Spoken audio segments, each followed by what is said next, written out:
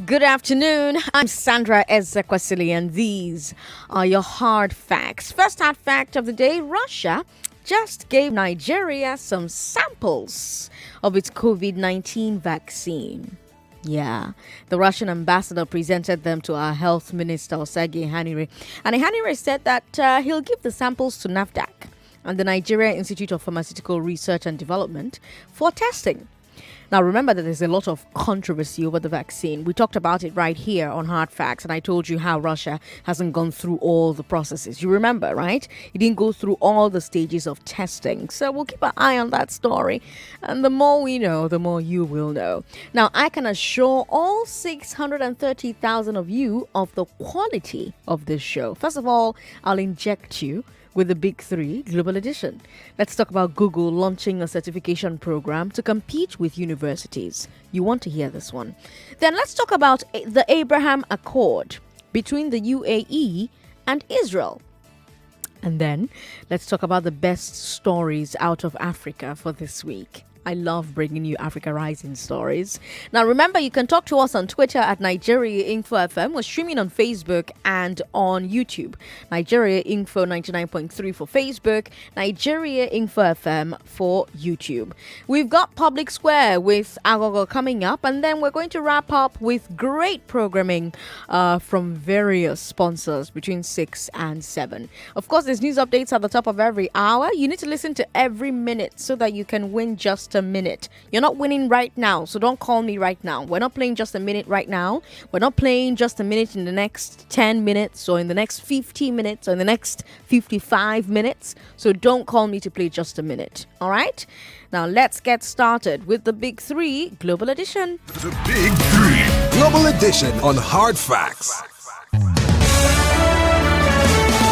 Can online certificates from platforms like Google disrupt university education?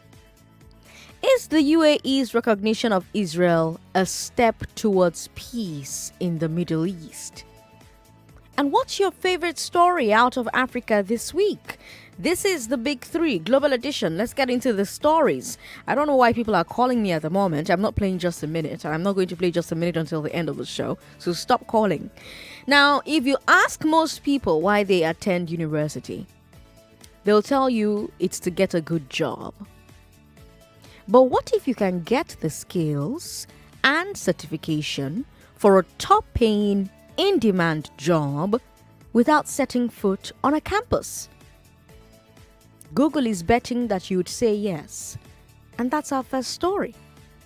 We already go to Google for information anyway. But now the search giant wants to make it official. They've launched a program called Google Career Certificates. The idea is you register with Google, you take a 6-month course for a particular career. When you pass, Google gives you a certificate. Now, with this certificate, you'll be able to get a job with Google or any of their network participating companies. And not just any job.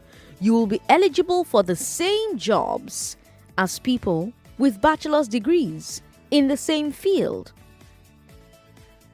So right now, Google is offering only one certificate for IT support specialists. But they're about to launch a few more for data analysts, UX designers, project managers. So as you can see, for now, they're focusing on jobs in the tech sector, which makes sense because Google is a tech company, right? So the first question is, how wide a scope does Google plan to extend this program to? The second question is, how valuable will these certificates be? If a certificate cannot get you a job, it's not very valuable. The reason why university degrees are so prized is there are so many jobs that you either cannot get without a degree, or you would need lots and lots and lots of experience and other skills to get them. So if Google wants its certificates to compete against degrees, it will need employers to recognize and honor the certificate. And they are saying that they're already working on that. They say that they're putting together a network of partner companies that are going to agree to honor the certificates. Also, those companies will take part in job fairs and other recruitment exercises aimed at Google's students. Right now, Google says it already has 50 companies lined up. Some of them are Walmart, Intel, Sprint, Bank of America, PNC, Best Buy, H&R Block, Hulu, Infosys, and Sam's Club. These are big companies that pay top dollar. Now, you may be wondering, how is Google able to fit into a 6-month course what universities take 4 years to teach? The answer is these certifications will be very skill and work oriented. They'll be very vocational. So a lot of the extra stuff that is learned in the university will not be taught. So you've got liberal arts, elective courses, all of that, straight to the job skills. Because there's a growing belief, especially in engineering and the technical fields, that those extra things are not necessary for the start of a career. And I wonder if you agree. I wonder what you think that this will mean for a place like Nigeria. Yesterday, I told you how only 4 of our universities were in the top 1,000 worldwide. So depending on how you look at it, this new trend of online certifications, it could be a big opportunity for us. Or it could be a big threat. It's an opportunity in the sense that it's a leveler, right? Suddenly, every university is under threat. It doesn't matter how advanced or how behind you are. So if our education system is sharp and nimble, maybe we can quickly pivot to providing the type of online vocational training that Google and other tech companies are talking about. Or maybe we can even partner with them to provide massive online training for our own young people. So that's the opportunity. The threat is also real. What if we are slow to adapt in the same way our universities are not keeping up with the rest of the world? For example, during COVID-19, most of our universities couldn't switch to online education. But we saw universities in China and India and Europe and North America doing it. Now we can say, okay, COVID-19 took us by surprise. But now, Ngwanu, move to online learning now. The move to online learning is no longer a surprise, right? What does Nigeria as a society need to do? What do our schools as institutions need to do to make ourselves players in that space? 0700-993-993-993. What do you think about Google's announcement of its career certificates program? Do you think it's going to contribute to disrupting the university education model? Do you think online certification is more of a threat? Or do you think it's more of an opportunity for Nigeria, for our education system, for our young people? One of my former bosses, Aduratomi Bolade, he gave a TED Talk one time. You should watch it, by the way, on YouTube. And he said the title of that TED Talk was Adapt or Die. How should we adapt? 0700-993-993-993. Johnson is in Ikeja. Hello, Johnson. Thanks for calling. Yes. The idea is good, but Nigeria have not have this is lockdown. They have not have any online lesson. Is it not this one they want to come and acquire?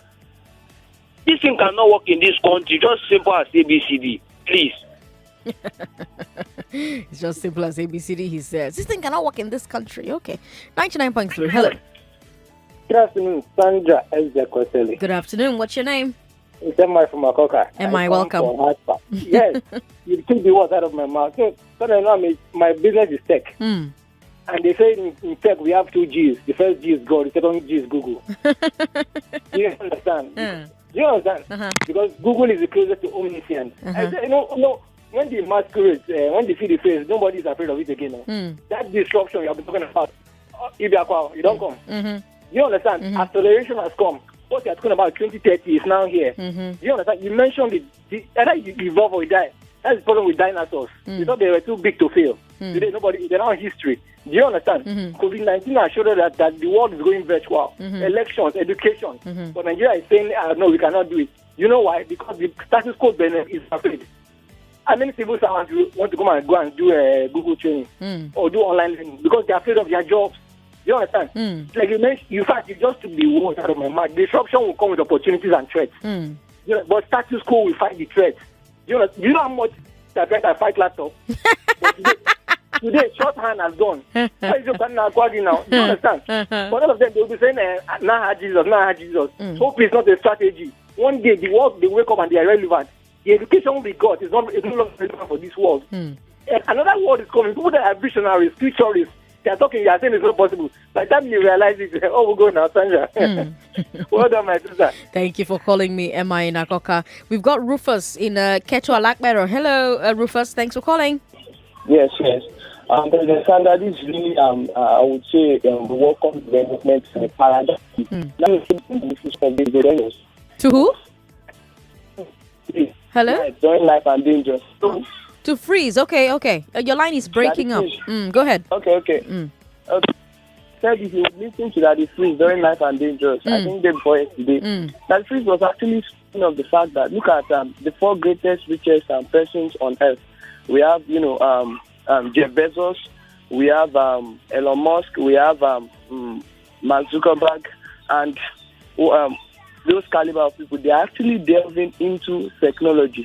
So the fact that, you see, Nigeria is behind, it's not, because we are going into the future now. It's not our government or people around, we need to see into technology. I study computer science in the university. And now today I'm seeing no need for going to university for 4 years to study computer science. Because I can actually, at the grace of God, I'm a computer programmer, can actually learn this thing 6 months without having any formal education, and then I will get my salary, check and dollar. You necessarily do not have to, be a university graduate, do some courses you don't have to do. So my advocacy is Nigerians have to step up again. Take online courses, check platforms like Coursera. I'm not saying that we should totally displace the place of formal education. But why not? Why not? Why not totally displace the place of formal education? Because this one is also formal education. Of course. You're just not getting it in a classroom, a regular classroom. I love what Google is doing, actually. It's just specific. In 6 months, you don't have to do all those. Can you imagine when I was in university, I did a course called land use, and I'm studying computer science. What's my concern with land use? We study courses like citizenship. You understand those kind of things. And I think this certification, once Google, because it is technological, inclined, once Google can achieve it with those companies stated, it will shift to other other companies will get on board. Huh? Yes, it will shift.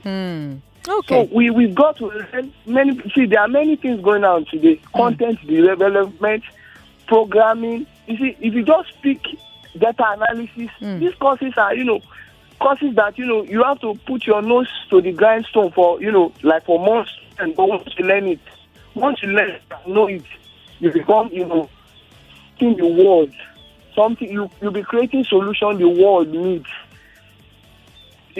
So I would advocate that, this is my advocacy now, as I go, that Nigerians have to learn with the new order of the world. We can't just sit down always with paper and books alone, staying in the university, learning some things. We have to jettison some things out of our courses. Do you know that in some universities, they still teach other level students for computer science, they still teach them Q basic. Instead of we stepping up our game, learning. Sorry, I wouldn't know if you know about these things. I'm saying learning programming languages that can actually provide solutions. There is Python, there are database services systems. You mean they're not teaching Python in Nigerian universities? Of course, they are teaching. I'm not saying they are not teaching, but it is not. They are just teaching it holistically. Let me put it that way. We are not specific for people studying computer science. We are not. We just teaching. How do you expect a computer science student to be writing code as an exam? That's wrong. In most Nigerian universities, we write it with hand, so we begin to cram. Wow. You're writing code with hand. You declare class. See, in some universities, yes, you write it with hand. Exam. Who does that? You understand? Oh my God. So you can actually just cram and go into the examination and pass. That does not give you the knowledge of the. But looking at what Google is doing, is a vocation. What you see is what you get. You have to practice it. You understand? You have to learn it. I'm not saying most universities don't do practical examination, but you know what our Nigeria is now. So the question shouldn't be a journey of 1,000 miles. Starts with the word. Thank you so much, Ruth, for calling me. If I keep you on the line, people are going to get angry. So let me pick the next call. I don't know if I'm still there. Are you still there? Yes, I'm still on the line. Go ahead. I'm I-Square on the line. Yes, I-Square, go ahead. Yes, I think this course that Google wants to start doing online. The problem here is whether it will be affordable, or I don't know whether it will be free. No, it's not free. It's paid for. Okay. But I think... but they're making it very cheap, Sha. Okay. But cheap is relative, Sha. Okay. I think it will be more beneficial to Nigerians. Because looking at our education system now, I think our education system is not quite okay. And Nigerians are people that can read and understand even on their own. And when they gain these skills, it will enable them to get good jobs in all these big companies, Walmart and others. I think it's a very good development that we have Africa. On the Middle East, I think this UAE move will help to stabilize peace in the Middle East. Because you have a lot of instabilities. You have Iran, Ebola, all this scenario. Okay. It's a good development and will help to bring about good peace in the Middle East. Thank you. Thank you, I-Square, for calling. I appreciate it. We've got so many comments online. People really love this Google story. Jay Olayinka says, no one has a stranglehold on knowledge, including the university. So Google's online certification is a welcome development aimed at creating content and innovative solutions in the tech sector in which they are renowned. We've got David Marshall, who says, Google University is good, but it cannot provide employment for the majority of university job seekers in Africa who might not have access to ICT avenues.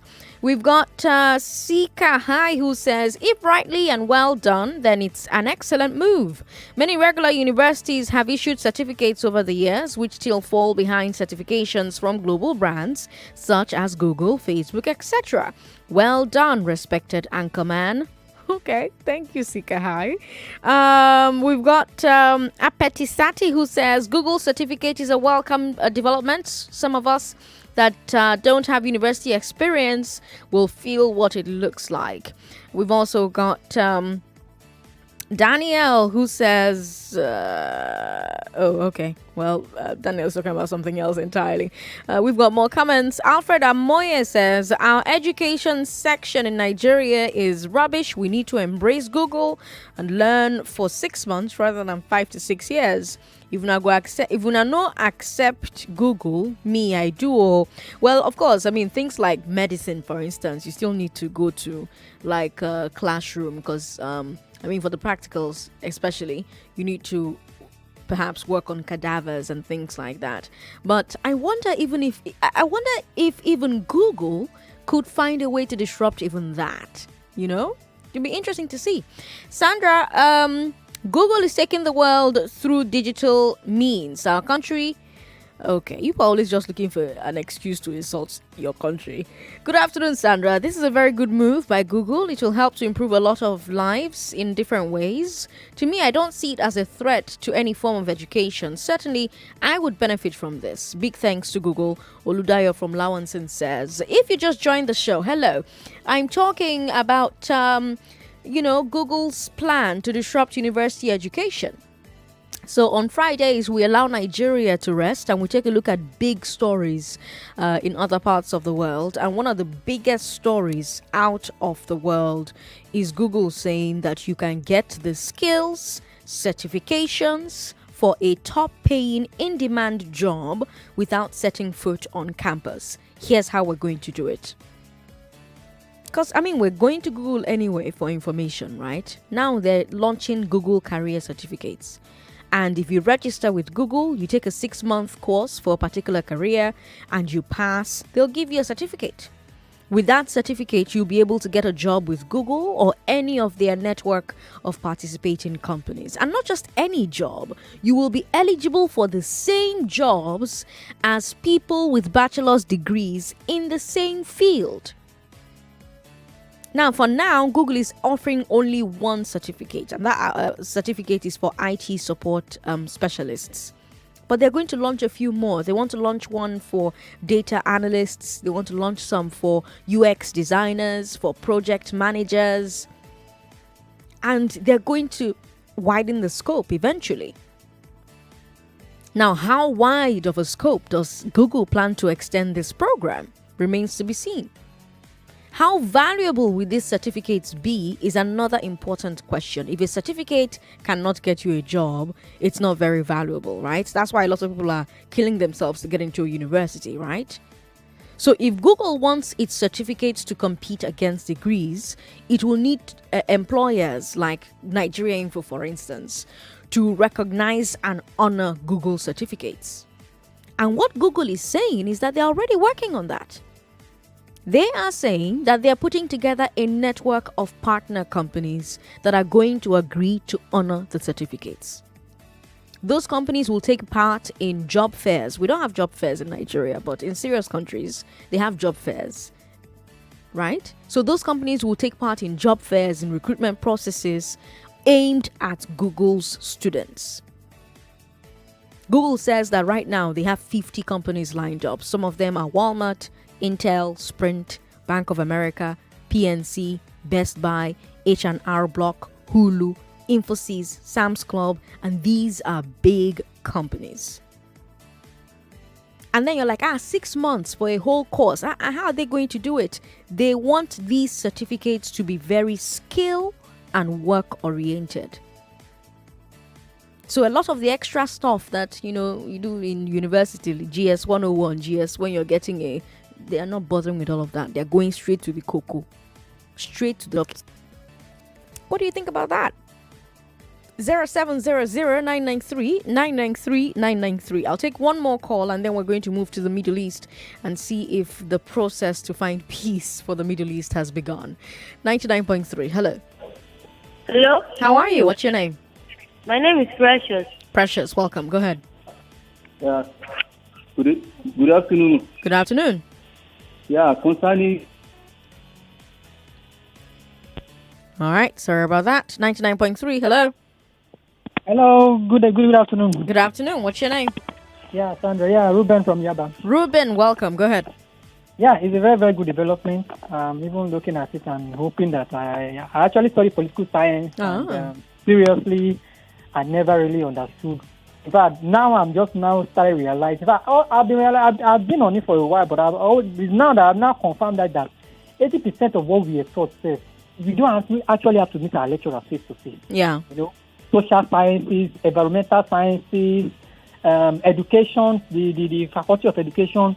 I don't really think there's much need for going for the school live and direct. Seriously. I just realized it now, like, what's for the force? Maybe the physical sciences, the natural sciences, the medicine and the whole guys, maybe them, maybe a little bit.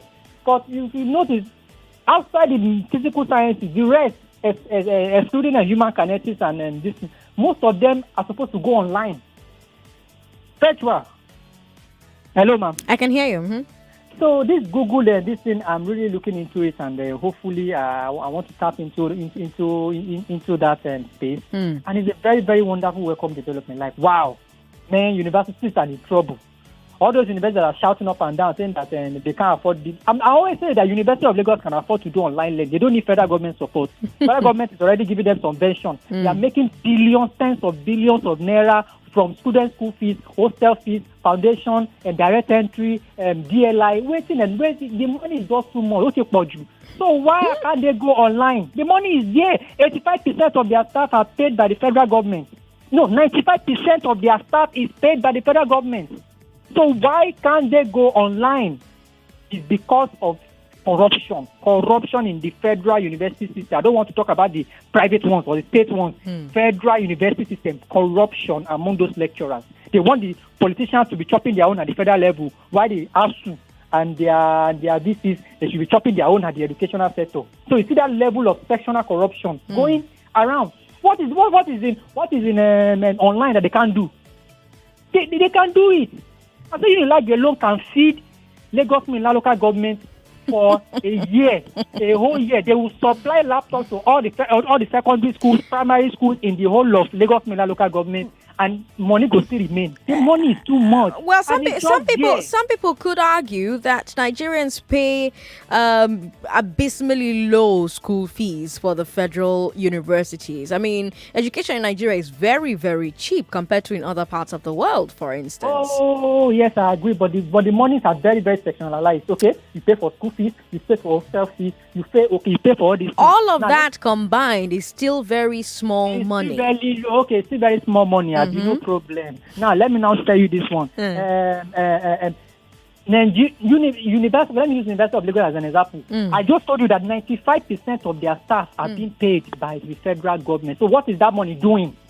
If 95% of your staff, academic and non-academic, are being paid by the federal government, then what is that money doing there? And they are in their billions, tens of billions yearly. So what's the money? You see a lecturer just sitting on just to mark my paper, they'll be paying me 300,000 per sheet, or they're paying them $500,000 for sitting allowance. A lecturer for what? What's that money for? I'm sure a lecturer will call me now and tell me what exactly that money is for. Now, I don't have a lot of information about what the money is for, so I cannot immediately respond to the points that Ruben is raising. But Ruben, thank you for calling us.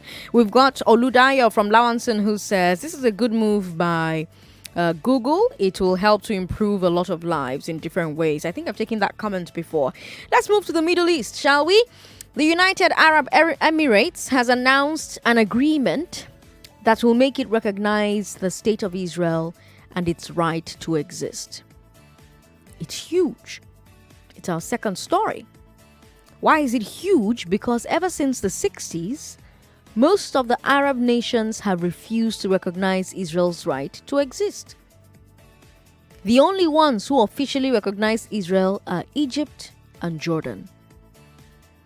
Basically, since the Arab-Israel War in 1967, the Arab world sees itself as in conflict with Israel, especially because Israel still occupies Palestine. But over the years, Israel and the UAE have been growing closer. They have economic ties, but they're not very direct. And of course, they are two of the fastest growing economies in the region, so it would make sense for them to want to cooperate. But the big stumbling block has been Palestine. All over the Arab world, the people are agitating for an independent Palestine, which Israel has not allowed. And so Arab governments that may want to have relationships with Israel cannot do so for fear of backlash. But in the last few years, many things have happened to bring the UAE and Israel closer. First, there is the rise of Iran. Both Israel and the UAE are very worried about Iran becoming the dominant power in the region. Saudi Arabia is also worried about that. And then enter Donald Trump. Donald Trump said peace in the Middle East would be one of his main foreign policy goals as US president. So he appointed his son-in-law Jared Kushner to spearhead the plan. And at the same time, Trump cancelled America's nuclear deal with Iran, which made Israel and the UAE very happy. And Trump used this to his advantage. Basically, he used diplomacy to get the two governments to come closer to an agreement as a way to stand up to Iran. But there was still the question of the Palestinians, and that's where perhaps Trump made his biggest move. He convinced the Israeli government to agree to suspend construction of new settlements in the West Bank, where the Palestinians are. A suspension, not a complete abandonment, but he also got the UAE to accept that a suspension was enough. Most observers agree that Trump pulling off this deal is very impressive. So with that compromise on the table, an agreement was announced. They have named it the Abraham Accord, since both Arabs and Israelis claim to be descended from Abraham, the patriarch. So that's the deal. Both countries will recognize each other, set up embassies, and this week, the first ever airline flight between both nations happened. A big day. But now the question is, will the other Arab nations follow suit? UAE is about to be the only third Arab state to recognize Israel and the first in the Persian Gulf to do that. So will there be, another one? Will there be a next? Will Saudi Arabia do it, for example? They're also becoming very close to Israel behind the scenes. And of course, people have been reacting to this happening. Reaction to the agreement has been mixed. Most European nations have welcomed it. In America, Joe Biden, Trump's opponent in the November election, called it a great step. Egypt welcomed it as well. Iran condemned it. The Palestinian Authority has accused the UAE of betraying them. Turkey said the Middle East will never forgive the UAE. Pakistan said they're reserving their comments until they see how the agreement affects the Palestinian people in practical terms. What do you think about this deal? Is it a step towards lasting peace in the region, or is it merely a compromise based on self-interest? Do you agree that the Palestinian people have been disadvantaged by this deal? Do you think some other Arab nations will take a cue and recognize Israel? 0700-993-993. Ruben, why are you calling back? You can't just call back. You literally just spoke to me like a few seconds ago. So I'm going to take another call. 99.3. Hello. Hello. Is anybody there? Oh, sorry. Hi. What's your name? My name is Biodun from Augusta. Sorry? My name is Biodun. Biodun, welcome. Go ahead. Yes. So, actually, what I'm trying to say is that the queue is going to, the Arab nations, they are going to take queue. Because, let me take Nigeria for an instance. The way we watch ball in this place makes love come together. And if there is love between both of them. Sorry about that. If you can call back, please do, Biodun. We've got Emeka in Ogun State on the line as well. Hello, Emeka. Hey, hello. Hello. Vice President Sandra. Good to have you on the show. Yes. First time caller. Oh, good. What made you call us today? No, I'm always loving your voice. Okay. And I love today's topic concerning Israel. Oh, go ahead. I think it's a very good step. It's the right step in the right direction for me. Okay. Because the Middle East have always been having issues, wars here and there. But I think this step now will reduce the conflict happening in the Middle East. And I think it's the right step in the right direction. And, I don't want to go biblical, but Israel has been a God state right from time. So there is nobody that will want to fight Israel and will succeed. So I think it's a good thing. But concerning Palestine becoming independent, I think it's also nice. I agree, because I actually want Palestine to become an independent state. At least Israel should just leave them. Let them have their own, so that everybody will move forward at the end of the day. And if Trump is trying to think this is to his own advantage, well, I don't know what to say there. I don't know what to say. But okay. I for one, I'm not a fan, but always a fan. So I think yes, it's a good direction. I like what is happening in the Middle East. Okay. I think it will foster peace there. All right. Thank you, Emeka, for calling. I appreciate it. Chris is in Amuadofing. Hello, Chris. Sandra, good afternoon. Good afternoon. Okay, let me start with the first topic. I just want to say one or two things. Oh, yes, go ahead. That's allowed. Okay. Go ahead. Okay, I told my wife 5 years ago that my son will not be going to the university. Wow. I said that emphatically. Okay. And I remember I kept saying it every other day. He's 12 now. And what I said was, look, university, 4 years of university is just a pure waste of time. If I'd known what I knew now, I don't think I would have gone into the university. And she asked me why. I told her, look, listen, you have to learn hands-on skill for 22nd century, not even 21st century. And you don't, what we do is academic. In the next 200 years, Bill Gates will be referenced as William Shakespeare's reference. That's just the truth about it. So we should move beyond. It's a pity in Nigeria. My family is not in Nigeria. It's a pity, big pity, that we are still at the brick and mortar kind of education, especially at the university level. But that aside, now let me look at it depends on the way you're looking at the Israeli UAE recognition of both parties. But the truth be told, Palestine is going to be the grass that is suffering from all this.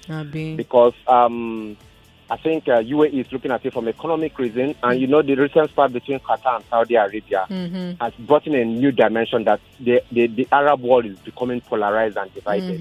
There are even an infighting among themselves. So I think they want to embrace the outside world.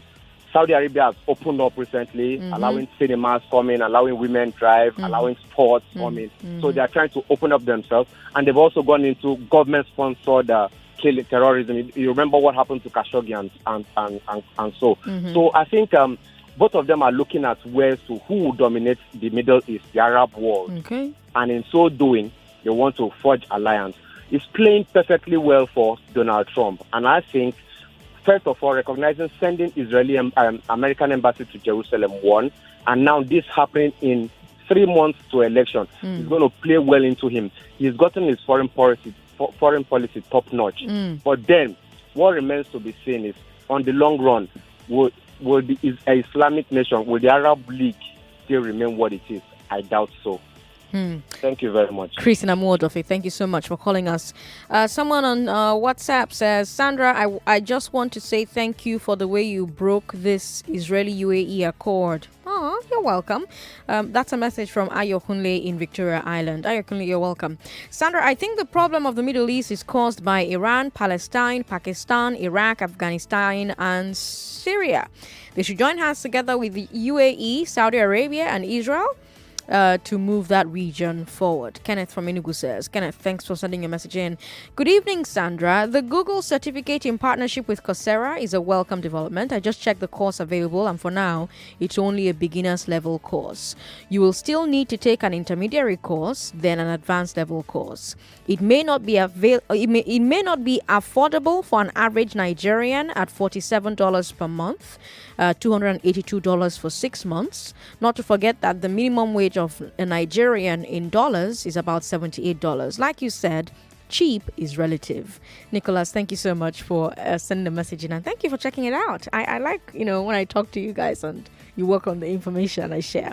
Sandra, I don't believe that there can be peace in the Middle East without Palestine independence. Wale from Shango says, how do you say that? Is it Sango or Shango? I never know. This agreement between the UAE and Israel is just novel on paper, and I don't think it will change anything. It's a one-sided peace deal championed by America to promote their interest and that of Arab rulers who want to perpetuate themselves in power. Abdusalam in Agege says. Abdusalam, thanks for sending your message in. Sandra, people like me now have hope. I can now go to school even if I am at home. Of course, I've been working all this while, hoping that one day I'll go to school. But going to enroll for school is not easy. Now, from the comfort of my home, I can study. Black from Owuru says. Black, thanks for sending your message in. Sandra, the Google Career Certification Program is a welcome development. I have had a taste of Google's IT support program once. I cannot wait to take advantage of this. Darius from Oba says. See all the advert I'm doing for Google, and they didn't even pay me. Kai. Sandra, good day. This is Daniel. What Nigerians need today is the infrastructure to be developed. Let there be sustained power, making internet systems available. The world will be surprised how Nigeria will industrialize overnight. See these boys in centers where they fix broken phones. They do all of that without any form of formal education. We have great potential in Nigeria. Thank you. We've got more messages on WhatsApp. Sandra, I've taken that message before. Just like Abdusalam in Agege, many Muslims will disapprove of this noble move to unite Israel and the Arab world. Sandra, good afternoon. Peace in the Middle East is a Greek gift. It is prophetic and it will not favor Israel. 1 Thessalonians 5:3. For when they shall say peace and safety, then sudden destruction cometh upon them, as travail upon a woman with child, and they shall not escape. Ha! Amechi Abiakwa. Amechi, thanks for sending your message in. Let's move to our final story on the big three today. For our third story, let me take you around Africa to find some of the most promising stories of the week. Let's start here in Nigeria. State government organized the Okada and Keke transfer. Yeah. So state government has partnered with Max.ng. Max is a mobility company. Remember that they used to have bike hailing service here in Lagos. But that's not what they're doing in Ekiti State. What they're doing in Ekiti State is helping the government set up a platform to register all Okada and Keke drivers digitally. So each driver will have a digital ID. Each driver will receive training. Their vehicle will get a tracker. All of this is being done to enhance security. Because now every driver can be traced. Also, the platform will enable digital payments for transport, which will allow government to monitor and tax the revenue. And what are Max and the state giving the drivers in return? Access to health insurance and life insurance, as well as financing for hire purchase of their vehicles. So the riders are being given a path for owning their own bikes and their own tricycles. Welcome to the 21st century, Ekiti. Maybe the other states will start taking note. Now, a lot has been happening in Africa's war against COVID-19. Let me tell you about that. We all know that one of the big challenges has been shortages, not short change now. Shortages of protective equipment for health workers, right? Including masks, face shield, covers, things like that. In Kenya, a startup is solving that problem. A startup is using 3D printing to manufacture thousands of these pieces of equipment and supplying to the local hospitals. So 3D printing is where you use a machine to, print objects. So instead of paper, you feed the printer various materials and you give it a digital blueprint. The machine shapes the materials based on the blueprint, and voila! You can manufacture stuff in your bedroom. So this Kenyan startup, run by a 27-year-old, is supplying 3,000 pieces of protective equipment to hospitals per week. And they're not stopping there. They're now also supplying spare parts for dialysis machines and other medical equipment. Basically, they are now a cheaper alternative to imports. I know. Mind blown. And that's not all in the war on COVID. South Africa and Sierra Leone have both launched contact tracing app. The Sierra Leone app is based on the Ebola app, which they also created in 2014. Both apps are taking advantage of a new contact tracing technology that Google and Apple created. The app is called Exposure Notification. Now, how that app works is your Android phones and your iPhones have Bluetooth, right? What Exposure Notification does is it switches on your Bluetooth at a very low level. Then when you pass close to another person, your phones detect each other without you knowing. And they send each other a message. I came close to phone XYZ on Friday at 3:30. That information is stored on a server. Then now, let's say that I now test positive for COVID. The health officials can use the app to run a search and find all the phones I came in contact with in the past 2 weeks. All of those people will receive an SMS saying, hey, you may have been exposed. Please report to blah, blah, blah. So this technology is available everywhere, but so far in Africa, only South Africa and Sierra Leone have incorporated it into a contact tracing app. Beke Babara. My parents say that a lot. It's funny. It means, Oyibo the great. Oyibo is great. Now let's move away from COVID. Uganda has launched its first domestically made mobile phone. A company called Simi Technologies is building the phones, mostly from imported parts. The company's factory is sited in Namanve, and they have an industrial park there, so it's Namanve Industrial Park, which was set up by the government to boost manufacturing and ICT. Simi's factory has a daily capacity of 2,000 feature phones. Daily capacity of 2,000 feature phones, 1,500 smartphones, 800 laptops, 2,000 chargers, 4,000 USB cables, and 4,000 sets of earphones. And also, the company has announced a deal to export some of its phones to Morocco. So not only are the phones going to meet some of Uganda's local demand for cheap devices, they will also help the country to earn forex. And by the way, the feature phones have an option for solar charging. Impressive. So these are some of the awesome stories out of Africa. Which one impressed you the most? It's really great to see Ekiti State leveraging on IT to improve safety in transport, but also to gather data for revenue and to provide financing for struggling drivers. Was that your top story? Or was it the 3D printing in Kenya? Now, 3D has limits, of course, but I wonder whether it cannot help reduce some of the pressure that we have for importation and also get some of our equipment heavy sectors working again. And I really liked the Ugandan mobile phone story. Yeah, they're not making all the phones from scratch, but that's how China started, right? First they were assembling parts and then they started making the parts, right? And what do you think about the contact tracing apps in Sierra Leone and Africa and South Africa? 0700 993 993. Hello. Hello. Thanks for calling. Hi, this is Moses calling from Lucky. Moses, good to have you on the show. Actually, first, what I want to talk about was the Israel and the Arab countries. Yes, go ahead.